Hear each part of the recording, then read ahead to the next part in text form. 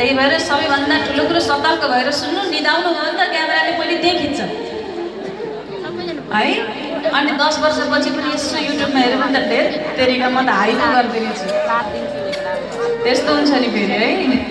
एकदम प्रेमले सुन्नु होला। अब आउनुहोस्, पहिलो दिन नै माताजीले कति गाली गरेको भनेर पर भाग्नुको सब जान्छ, नरिसाउनु होला हजुरहरू।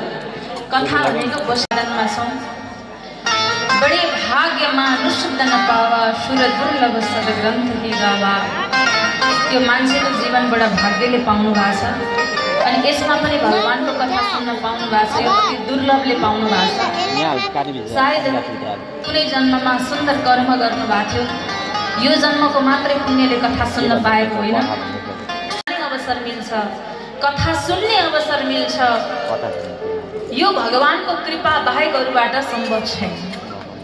हजुरहरू आज जीवित हुनुहुन्छ, कथा सुन्न पाउनु भएको छ, हरि कृपाले मात्र सम्भव छ। होइन भने राति निदाएको बेला बिहान उठ्नै नसक्ने मान्छे पनि यो संसारमा धेरै छन्। प्रत्येक 3 मिनेटमा, प्रत्येक 3 सेकेन्डमा एकजना मान्छेको मृत्यु भइरहेछ। धन्न हामी त्यो भित्र परेका छैनौँ, हो कि होइन हजुर भन्नुहोस् त। प्रत्येक 3 सेकेन्डमा यो विश्वमा एउटा मान्छे मरिरहेछ, तर कुरा होइन, सम्झिनु होला। हजुरले जानी जानी यो सास फेरेको हो त? ल भन्नुहोस् त, जानी जानी फेरेको हो?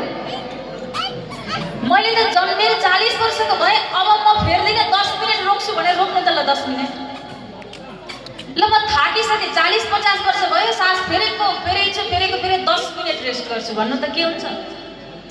सम्भव छ? छैन। आमाको गर्भदेखि यो मुटुको धड्कन चलेको चलेछ, गलिसक्यो, थाकिसक्यो, अब म 2 मिनट यसलाई रेस्ट दिन्छु भन्नु त के हुन्छ? यो चलाउने वाला को होला? तपाईँ भित्र बसेर कसले चलाउँदैछ यो? यही हो चमत्कार हजुर, यही हो परमात्माको महसुस गराउने तरिका। भगवान कहाँ हुनुहुन्छ? तपाईँ भित्र हुनुहुन्छ। हामीलाई थाहा छ, सबैलाई यो गराउने वाला भगवान हो, हामी सबलाई थाहा छ।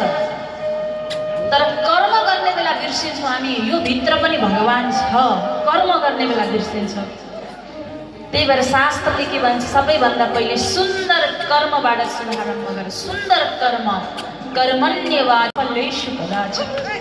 तिमी कर्म यस्तो गर, त्यसको फल दिनको लागि म तयार छु। र जीवनमा यो जीवन जो प्राप्त छ, यो कभर, यो खोल, यो खोलको कसैले नाम राखिदिएको मात्रै हो, तर तपाईँको भन्ने कुरा आजसम्म बुझ्न सक्नु भएको छैन। मैले पनि बुझ्न सकेको छैन कि म को।